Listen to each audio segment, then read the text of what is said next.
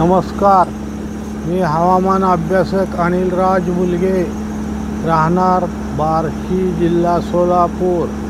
दिनांक 22 नोव्हेंबर. आज राज्याच्या पश्चिम महाराष्ट्रातील जिल्ह्यात तसेच अहिल्यानगर, नाशिक, नंदुरबार, संभाजीनगर, धाराशिव या दिलेल्या जिल्ह्यात तसेच कोकणात वारे वाहतील. तसेच बंगालच्या उपसागरात कमी दाबाचे क्षेत्र येण्यास पुढील 2 ते 3 दिवस उशीर होणार असून तसेच सदर होणाऱ्या सैन्यार चक्रीवादळाने अजून एकदा आपला मार्ग बदलला असून सध्या त्याचा मार्ग ओरिसा राज्याच्या किनारपट्टी भागात येऊन ते नंतर बांगलादेश किंवा म्यानमार देशाकडे जाण्याची शक्यता सध्या दिसून येत आहे. त्यामुळे चक्रीवादळामुळे आपल्या राज्यात पावसाची शक्यता कमी झाली असून सध्या तरी चक्रीवादळाचा मार्ग वर सांगितल्याप्रमाणे दिसत असून त्याच्या जाण्याच्या मार्गात काही बदल होतो का ते पुढे पाहिले जाईल व तसा बदल झाला तर आपणाला सांगितले जाईल.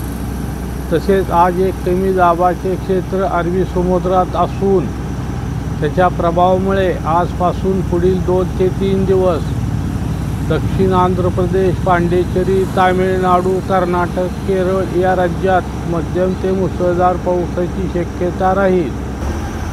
तसेच मी पूर्वी सांगितल्याप्रमाणे आज एक चक्राकार वारे कर्नाटक राज्यात असून ते उत्तर बाजू सरकत कोकणाकडे येण्याची शक्यता असल्यामुळे राज्याच्या बऱ्याच भागात भाग बदलत पुढील 3 ते 4 दिवस हवामान ढगाळ व सूर्यप्रकाश असे राहण्याची शक्यता असून तसेच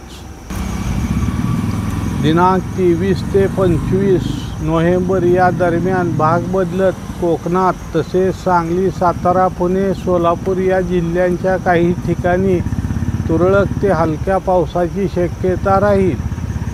तसेच पश्चिम महाराष्ट्रातील काही ठिकाणी स्थानिक वातावरण तयार झाले तर त्या भागापुरता थोडा वेळ तुरळक ते हलका पाऊस पडण्याची शक्यता राहील.